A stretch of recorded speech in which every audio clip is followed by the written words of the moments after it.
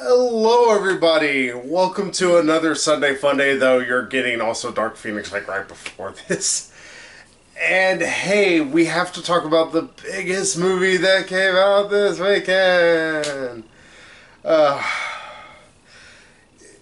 yeah, as y'all have kind of guessed, we really have not been looking forward to The Lion King. Not that we didn't like the original. In fact, I would say probably easily The Lion King, probably both one of our favorite movies of all time. We really love the original.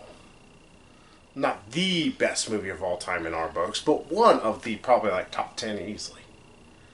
Yeah, I mean, I saw it in theaters like 3 times as a kid, and considering how poor we were, that was a big deal. Mm-hmm. And I saw it a number of times, and I owned the VHS. And mind you, I was a kid who was not into kid stuff. I wasn't into Disney animated, in fact, and I loved The Lion King. So I grew up on Disney. Yeah. So you can kind of guess that we were apprehensive at best because Disney's track record when it comes to live action remakes is very hit or miss. Especially with Jon Favreau at the helm. Yeah, I know a lot of people really like The Jungle Book. I personally did not care for it all that much, mostly because I didn't care for their Mowgli just being the world's worst. Oh my god, you just said it right. Yeah, I thought it was his name right. Yeah, it only took me like 3 years to finally figure out how to say his fucking name right. The Mowgli. Yeah. I never cared for Mowgli throughout the entire Jungle Book movie. He was really, really annoying and really whiny. And did not help. The kid was the worst actor ever. Mm-hmm. It was really offsetting the entire time. But I thought that some of the CGI looked neat, but I was like, I don't know why this really exists because it didn't seem to add anything to the original. Yeah. And Megan's very much the same as mine. Yeah. And I have been more venom towards it than you do. Yeah, Megan's a little bit more hateful towards the movie than me. But to be fair, Megan has a lot more fonder memories of the Jungle Book than I do. Again, I didn't grow up on Disney. I have fonder memories of Disney in general, especially growing up during the Disney Renaissance. Yeah, I was that you grew up on like Terminator and Toonami eventually. And Total Recall with the 3-titted alien. Yeah, because of course 3 tits are the most important things to a 7-year-old kid. Actually 6 at the time, I think is when I saw it. I can't remember how old I was. I was little. I was too young to be watching that movie. Yeah. So, to talk about The Lion King, the remake. God, this does not need to be. I don't want to be that negative Nancy. It's just to be just the person who's actually talking, or I will leave us off in this regard, but yeah. This doesn't need to be a thing. First off, this movie is only 15 years old. Like, I had issues with the fact they redid Aladdin, though at least I understood. I was like, okay, maybe they'll add something. They really didn't add much. In fact, they detracted a number of things. But at least I understood because also there's humans in Aladdin. There's no humans in this movie. Why is this live action? They're all CGI. The fuck? Well, why? It's possible some of the animals we see at the very beginning, like, it's possible that's footage of actual animals, possibly, but most of the movie is CGI. I think there is a few real animals here or there. Yeah, I think the flamingos or that we saw in the beginning during the flamingos. I think at one point it's a fucking plot point. When we see a dung beetle rolling a piece of shit. Yeah, it's a plot point for some reason. Yeah, I think that was actually a real animal and they just CGI'd in the hair because we have to learn how Simba's hair gets all the way to Rafiki. Yeah, we added an extra half hour to watch this mouse that we know Scar's gonna try and eat and be unsuccessful.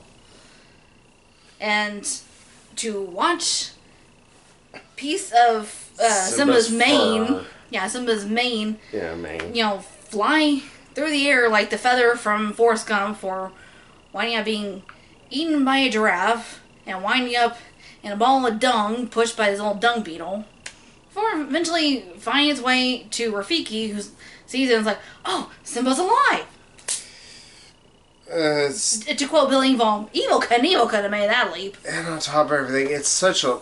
it's a long scene. Like, and unnecessary too. yeah, like if you remember the original, Simba just flops down with these flowers, and also a bit of his, fur also probably is with it and everything. Maybe his scent, maybe. Yeah, and then Rafiki's just kind of sitting, and it cuts over, kind of showing him flying, and Rafiki grabs him, and he's like, something smells weird about this.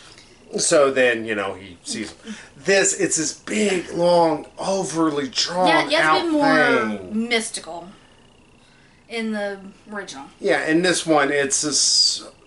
It's More- like something you would see in National Geographic, and you would say, bullshit. Y'all set this up. No, giraffe shit. Close enough. Yeah, and... Oh, we have to talk about the big lion in the room here, though, and that is... Or actually, I would say the two lions in the room. James Earl Jones as Mufasa was a famous... how he did it, There was a lot of inflections he did throughout different parts of the original that, really got through some of his anger and also some of the menace that he would show whenever he got angry with Scar. Like, one of my favorite scenes is his delivery with Scar at the very beginning after... Don't turn your back on me, Scar. Don't turn your back on me, Scar. Just it's seeing the anger on his face and in his voice, you could hear it. It's very... Whoa. Here, because James... more subdued. Yeah, here it doesn't help James Earl Jones older. It's okay. People get older. And it's one that's like, maybe we should have went and got Keith David to do it. Because Keith David could have done that and it would have been awesome. Mm-hmm. But the other one we have to talk about is the guy who plays Scar. I'm sorry I cannot pronounce his name correctly. Chiwetel Ejiofor. Chiwetel Ejiofor. He's from 12 Days a Slave, or 12 Years a Slave. Sorry, 12 Days. Doctor Strange. Yeah, he's Doctor Strange. He's Baron Mordo. He was also in Serenity as the quote-unquote bad guy, more the antagonist of the entire group. He usually plays a bad guy. And usually he carries a presence. Here he's having to go up against Jeremy Irons, oozing charisma in every word he says. Like, Jeremy Irons' performance in Lion King, it's like, you had to measure yourself up to that. Instead, his performance is constantly sounds like he's trying to pretend he's Shakespeare, but doesn't know what the fuck he means. It's weird, and it comes off very weak. You much like the limp dick version of... Be prepared. Yeah, Yeah, to also touch on something, they actually do include a number of the songs. Including a very abbreviated version of Be Prepared. Like, it's maybe 45 seconds long, a minute maybe. And instead of you get the wonders of Jeremy Irons just gleefully talking about his plan, and it's wonderful. It's one of the best villain songs ever made. Jeremy Irons / Jim Cummings. Yeah, Jim Cummings. Who had to fill in for the rest of the song. Yeah, because Jeremy Irons threw out his voice. Yeah. But, it's one of those awesome villain songs. Like, everybody remembers Be Prepared. And I think one of the more memorable songs from the original. Yeah. And as much as I do like, I Just Can't Wait to Be King, if y'all have to cut back on one of the songs, I wouldn't mind, like, an abbreviated version of that song and, like, the full enchilada with Be Prepared. Yeah, and... Because, how can you skimp on that song? But on top of that, the Be Prepared, like, it has this crescendo just building up just constantly. It feels like it's building to a bigger and bigger thing. In this remake, there's none of that. It's just him talking to the hyenas, because everything here is just the animals happen to slip into a song. It's very weird and awkward. At least with Beauty and the Beast, if I can compare the two movies, it doesn't feel like a good comparison. It's like comparing Usain Bolt against a guy who's stuck in a wheelchair in terms of foot races. It's a mean comparison. Yeah. But with Beauty and the Beast, it felt like the songs began to flow in a little bit more natural. Like, they just decided, it didn't feel like, oh, well, I'm just going to slip into a song. It's like, oh, we need this to start singing, I'm going to start doing it to this. Or they start kind of rhyming little things, and it slowly builds into a song. It felt almost natural. Weird, but natural. Thank very much. Once more with feeling the Buffy the Vampire or musical episode. It's like that when the songs felt more integrated into everything. In fact, it made sense in terms of the plot. Here, it just felt like all of a sudden Simba just goes into want to be.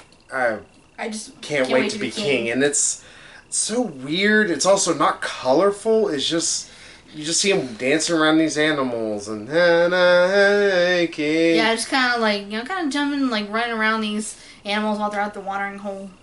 Yeah, and I was kind of worried because just all. Sorry, this seems so scatterbrained because just let me tell you this much: the movie copies almost beat for beat a lot of the original. I'm gonna say the whole movie is all but line for line, shot for shot of the original. Yeah, at best, there's a slight bit of an extra subplot put in about Scar wanting Sarabi to be his queen because that's the thing that is important. It doesn't go anywhere. It just kind of is brought up twice. And they took out the, what do you want me to do? Dress a dragon, do the hula? Yeah, which would have been really funny. And that was another thing this movie was severely lacking in, which is humor.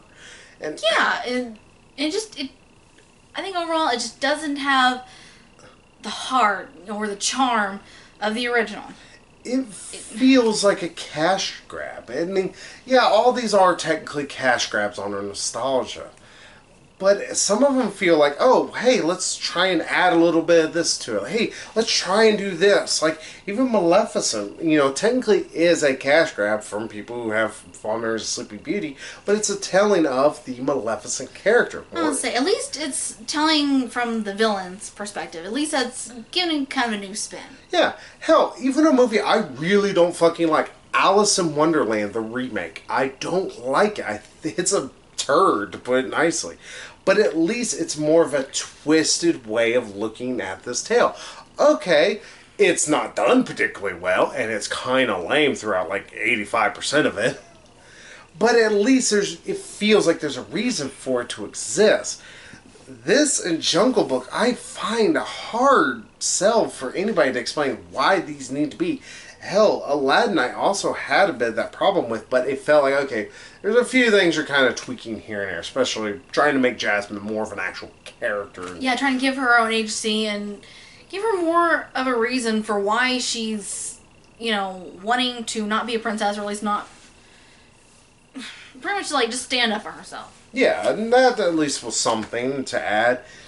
This doesn't add anything beyond a minor subplot that doesn't go anywhere and is only brought up twice.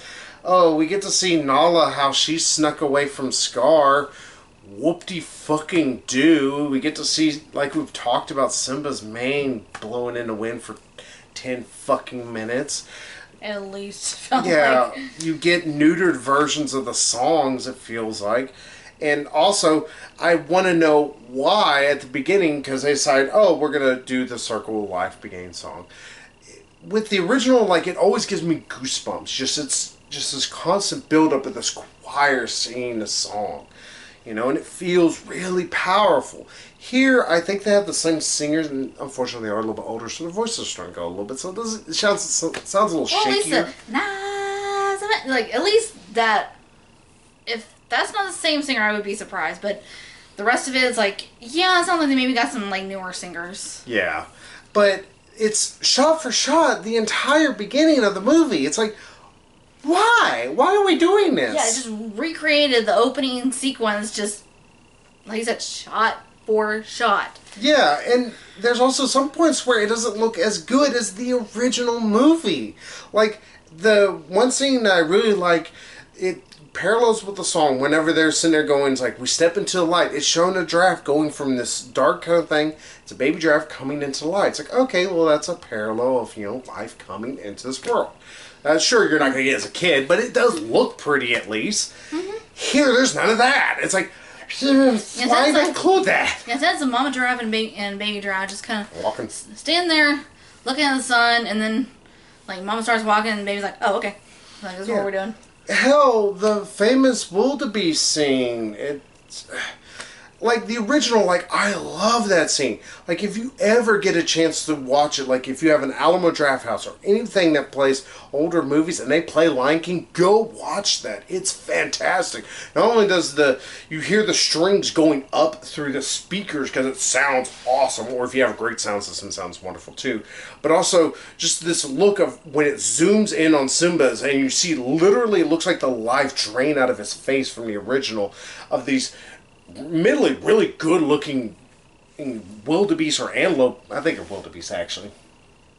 Yeah, it's wildebeest because even Zazu goes, oh, look, the herd is on the move again. But it's like, it looks fucking fantastic.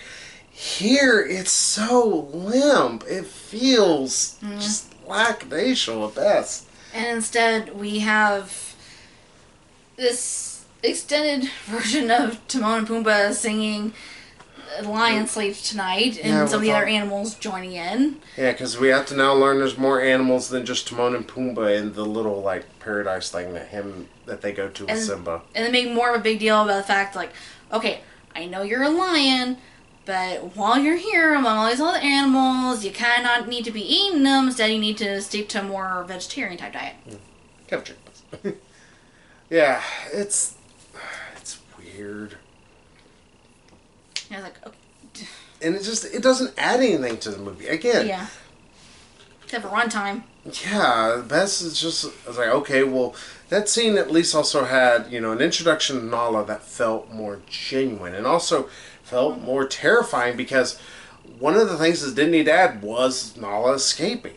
Like, we didn't need to see what was happening with Nala. Like, to suddenly just come across this other lion, Simba has to fight her back, because obviously it was a her, and then realizing it's his best friend. Like, that scene was really powerful in the original. It was like, oh, she's still alive. She was able to make it out. Oh, okay. And not only that, but she had this, like, genuine look of, like, oh my god, he's alive. Here you have Beyonce who just doesn't seem to give a shit and just like, oh, hey, you're alive. Cool. Thanks, Beyonce, for showing all your emotion. It doesn't... You get so much hate mail. Oh, I don't care. Fuck Beyonce. She is such an overrated singer. I'm sorry. Queen Bee can suck a dick. I will say, like, she's a good singer. When she doesn't oversing. She likes to oversing, like Kelly Clarkson does. But I will say, it's like, she is a good singer. But she got a little too big for her britches after she left Destiny's Child. And she... Of course, you have Donald Glover as Simba when he's older, and I hate saying it, it's just he doesn't have the presence that even Matthew Broderick did.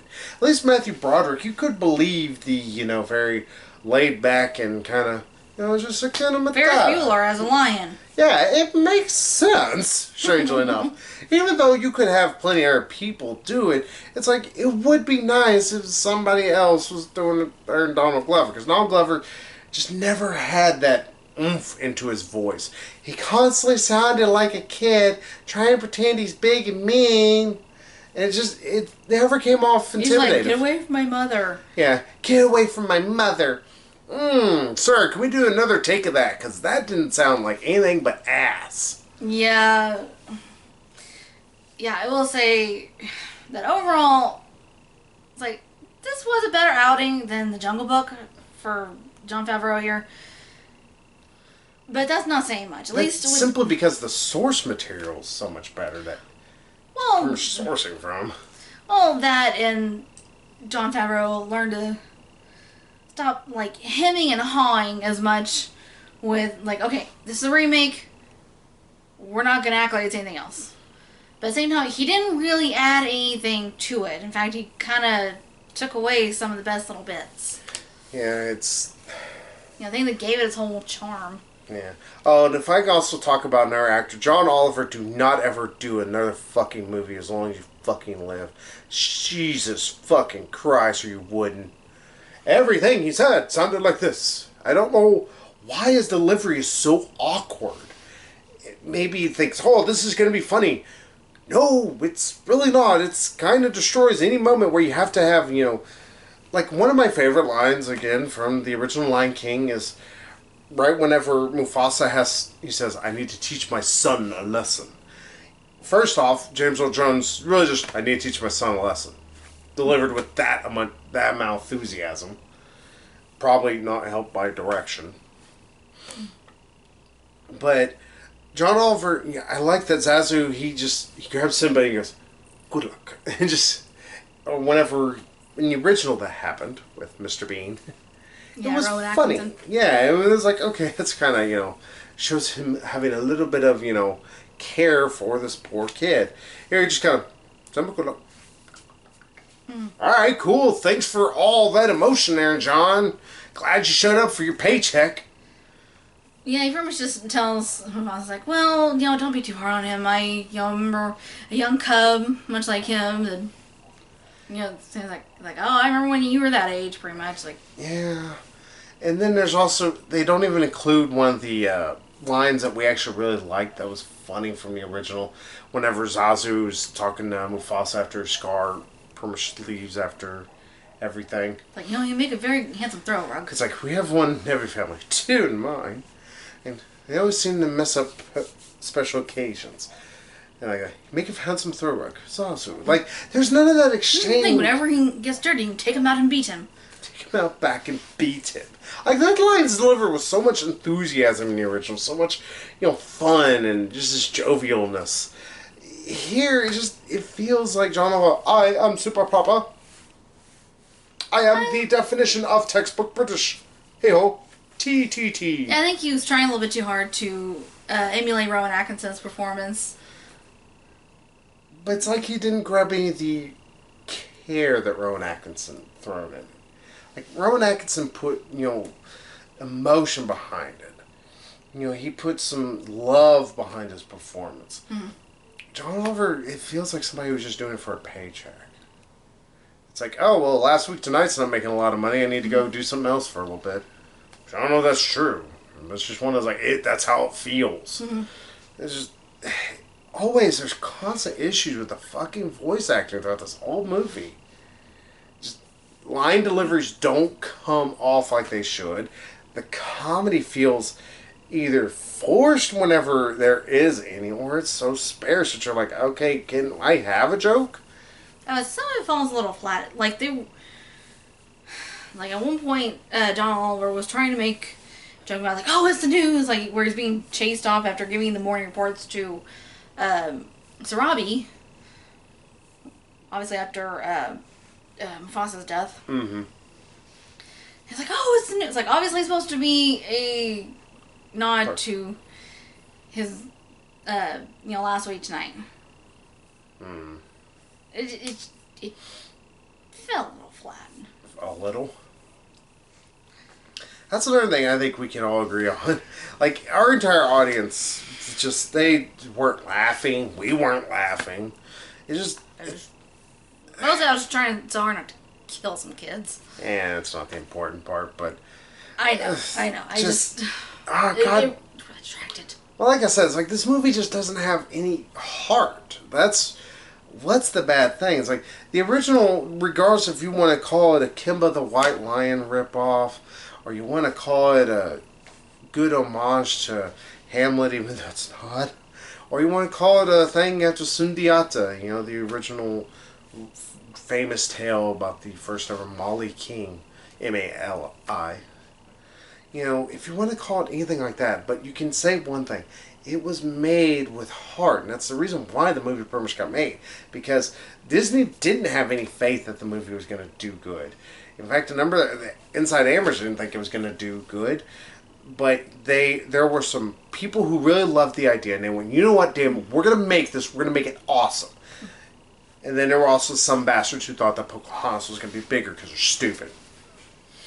It's y'all dumb. Hmm. And just... That's the thing. This doesn't have that heart. It doesn't have any of that care. It feels exactly like what you would think when it comes to these Disney remakes and what everybody complains about. They're cash grabs. This feels like a simple cash grab. And not a particularly well done one. At least with Aladdin, I thought, oh, okay, y'all actually got somebody who could actually sing for a change when it came to the genie. Oh, okay, y'all are trying to stay, at least... What's the word I'm looking for? culturally sensitive. Because at least you're casting people of Middle Eastern descent. Okay, neat, awesome. And sure, technically, y'all can complain about the fact Jafar technically was a Dane, but his family was from the Middle East originally. So don't fucking get on me. But at least it felt like, okay, well, y'all are trying to do something here. Lion King isn't that. It's just Disney's going, give us money. We want more money. And dear God, it's fucking worthless. I mean, that's the best I can say about the movies. It's a fucking worthless movie. And it just... anybody who's watched the original will not enjoy this. One, this is 30 minutes longer, and it doesn't feel like it needs to be 30 minutes longer. Like, the original feels tight. Maybe a few things can maybe be tweaked at best, but even then, it's more nitpicking certain things. Not saying, oh, well, there's massive plot holes with this or this or that. Not really. Yeah, it really, the original still holds up today. Yeah. And just, like we've been complaining about even before seeing this, like, there's no reason whatsoever to have made this. And now our fears are confirmed. It's a piece of shit. It's just... The only thing that makes it not unwatchable is the fact that it's leaning on some of the good from the original. But all good that it does, it also does a lot worse. The CGI doesn't look all that great at times. The voice acting's bad. And the songs don't need to be there half the time. And Seth Rogen kind of doesn't need to be singing. Yeah, Seth Rogen, don't sing. You and John Oliver just don't sing, don't act. Well, Seth Rogen can act, but you just don't sing, ever. You can't carry a tune in a bucket. Yeah, No. it's just... It tries to expand on certain things. Like... It doesn't expand on anything that's important. Yeah, like expand on, like, little things, like, you know, like you said... Nala's escape. Yeah, like... But it doesn't explain, like, really, like, how she wound up there. It's like, I think we're supposed to assume that she went there looking for more food, because there's, like, no food left in the Pride Lands, really. I mean, she sneaks out at night, and Donald's like, oh, just get back to bed. It's like, no. And he helps her escape, and then she's... It's unimportant, ultimately. It's just... It's the same thing you would have got from the original. That's the bad part. Yeah, like I said, like it's expanding on certain things, like here and there. It's not really adding anything to it. At least with the Beauty and the Beast remake, they tried to fix certain little Quirks and problems with the original. Yeah, some little issues, like adding the fact that, oh, as part of the curse that the Enchantress places on the castle, you know... The people forget about the prince and everybody. Yeah. Which kind of explains, like, okay, well, why don't they remember about the prince and the castle? And it's like, okay, surely you would remember about nobility and that big freaking castle here, but it's like, okay, that actually makes sense, making it part of the curse. You know, fixing little issues like that and kind of... Also making it to where the prince actually was, you know, not a complete utter idiot. Because it really never made sense in the original that Belle would have been interested in the prince. Are you talking about Gaston? Yeah, it's like Gaston was an idiot, but also in the original, so was the prince. He didn't even know how to read. It's like that was a weird thing that he didn't know how to read. It's like, well, it's a thing in the prince know how to read. Yeah, it's a thing in the delete scene and also in the extended one. That's the only way you can get it on Blu-ray and stuff. Well, I was going to say the Broadway musical. They make a whole thing, they kind of bond over the fact that she kind of teaches him how to read. Yeah. Because he thought, you know, reading was, you know, pointless. Yeah, which is... So he never really learned to read. Kind of weird, because it really doesn't fit with actual, like, history or anything. Of course, this is about a guy getting turned into a creature, but still. I think it works for, like, the animated musical and the Broadway musical. But live action, yeah, it works better that the fact that he has this, you know, very expensive, you know, princely education. You know, the best education that money can buy. It's like, okay, well, that makes sense. Yeah, that's how it would have been. Yeah. Like, that actually added some stuff to it. Like, just kind of adding these nice little layers to it. This, however... Waste time. Yeah, it's like, it adds stuff. It just doesn't... To say that it adds something is being wholeheartedly incorrect, because it doesn't add anything. It adds content, but it doesn't add substance, is what I'm getting at.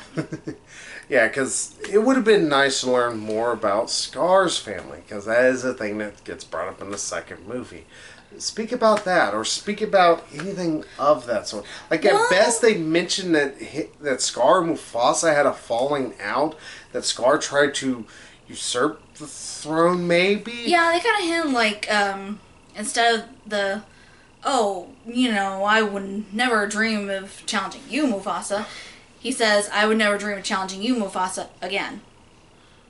Yeah, and but that's all it is. It's a throwaway line. It's nothing more. Yeah, I think it's supposed to hint at, like, how he got his scar, but it's like, okay, well, it's, it's there and it's done, like I said, throwaway line, just... Yeah, it if you're not paying attention, it's like... Yeah, if you're just staring at a line, oh, what? You would do that and you just be like, oh, I didn't even realize that line was said. And to be a fact, it doesn't play into anything else.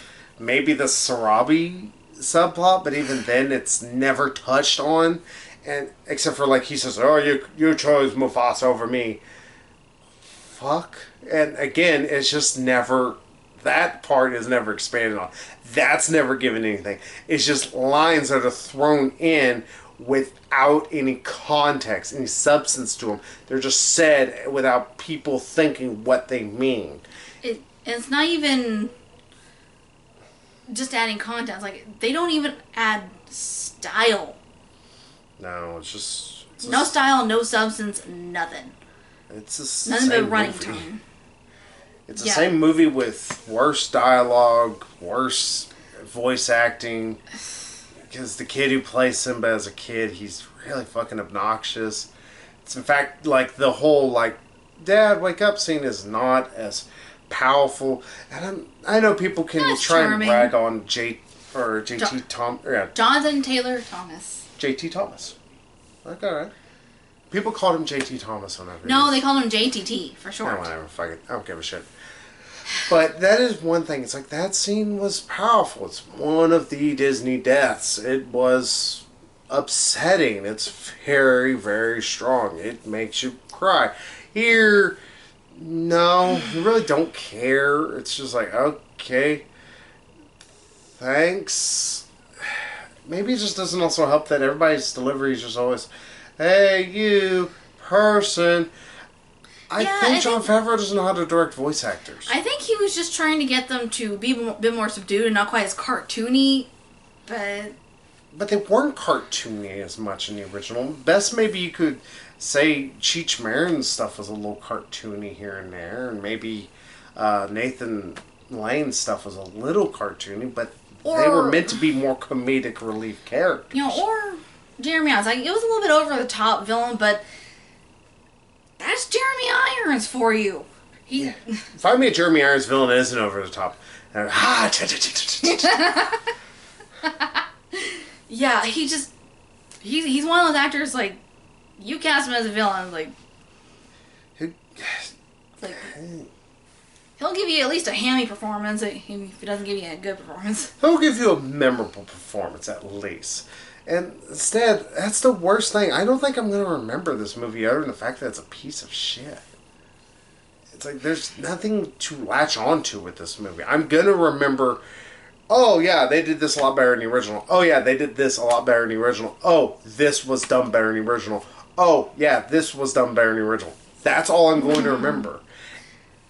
Yeah, I will say, like, if I can say anything for this movie, is that, I'm like, okay, little Simba, he actually looked kind of adorable at times. Like, during the bath scene. Mm-hmm. It's like a, lion giving her kitty a bath, her cub. Mm-hmm. It's like, oh. But at the same time, I can go watch National Geographic to see it. I don't even watch 2-hour-long shitty Lion King commercial. Or get on Google. Like, kitty bath time. Yeah, I would say, you can watch it on Facebook. Give me a few minutes. So, what do you give this as a final score? Oh, and also Baby Pumbaa was cute. Yeah, Baby Pumbaa was cute, but then, like, the fart joke, at least in the original, it felt like they were trying to dance around it. It was like, alright, that's kind of adorable how dorky you're being about it. Here, now they just straight up say like, fart and stuff. And I was like, hey, Pumbaa, not in front of the kids. Yeah, like, that one was actually kind of cute. I actually like that part of Hakuna Matata. Yeah. Yeah, but here instead, straight up let them say fart, and then they try to have the joke. It's like, you shouldn't let me say that. And it's like, okay, you're gonna stop me here? It's like, no, because you disgust me. And the Timon and Pumbaa, they don't have that energy together. They don't have that, like, the chemistry. Yeah, like Timon and Pumbaa were the best gay couple that Disney has ever put together on screen so far. Or next to Bucky and Falcon. They're awesome gay couple that just need to be butt loving all night long. Can you move your seat? No. It's plays in Civil War. I don't care. Or then could have done it sooner. I hate you. Bucky and Falcon are just the best. I love them. Or watching Steve kiss that one chick, like yeah, get it, boy. Just they're adorable. They remind me so much of some of our friends. Oh, but yeah, just it's like Timon and Pumbaa and this don't have that chemistry. They don't have that. I mean, they don't have like a buddy chemistry. Don't have a comedic chemistry or brother chemistry. Nothing. There's just they feel like two guys are doing separate things in different sound booths. It's just it feels off the entire time. So, final score time. Let's wrap this up. Okay, you first, my love. I'll say this may be a little generous, but I give this a 2. I have to give this a 1 simply because what is good in this is only good because of the original. Yeah. None of it is good because of its own originality. None of what it does well is because of what Jon Favreau adds or what he has shot. Yeah, I mean, instead of the Dress and Dragon do the hula, we have Be Our Guest. Yeah, the opening of Be Our Guest. It's like, wrong movie here, hello. And also, I like the... What do you want me to do? Dress and Dragon do the hula? I just like it smash cuts right to him doing it, and it's hilarious. It's weird, it's cartoony, and yeah, I get it's a cartoon, but that doesn't mean that it can't still be for adults as much as kids. And Rafiki, the Ninja Master in the original, was hilarious and badass at the same time. In this, Rafiki's just like... He happens to have a stick and just... Bop, bop, bop, bop, yeah, bop. he's like not really doing that, like with it. Which was hilarious. I like that part from the original. Just, there's no reason to watch this. I don't say take your kids to it because your kids are going to be bored throughout most of this. They're not going to enjoy this more than the original because, one, it's like, goddamn, half hour longer. Like, that is something, I'm not sitting there trying to say a movie can't be 2 hours. One of our favorite movies this year has been Avengers Endgame. Alright, y'all, it's 3 hours. I was say 3 freaking hours. Yeah. Make sure you take a dump beforehand. I was like, empty all everything, just all liquids and stuff beforehand. Yeah, but it's like, this is an extra 30 minutes, but it doesn't feel like it needs to be the extra 30 minutes. Your kids are going to be like, I'd rather watch the original. It's quicker, it's much better looking. I was like, the kids are not going to be able to sit still. Yeah, and this. All of that, but the original, it's colorful. There's a lot of color. There's a lot of interesting stuff done. There's a lot of beautiful animation that this just simply does not have. And not only that, but there's incredible voiceover. Like, you have James Earl Jones in probably one of his best voice acting days. You have Jeremy Irons giving just a slimy performance, just one of the best. Like Megan said, it may be a slide on the hammy side, but it's fantastic. Here, instead, you have a Simba who gets really grating really quickly. Yeah, I just more mean like Jeremy Irons. He's hammy in a way that's enjoyable. Yeah, like even in Dungeons and Dragons, he's hammy as hell, but he's just fun to watch. It's like clearly someone just, balls to the wall. They just having fun with it. It's like, okay. Kind of direct to it. Fuck's she doing? It's like pretty much like, I don't know, just roll with it. I don't care anymore. It's like, forget it, he's rolling. Yeah. But just don't watch this. Don't waste your money. Go see Spider-Man. Spider-Man's fantastic. Go see Avengers again. It's still out.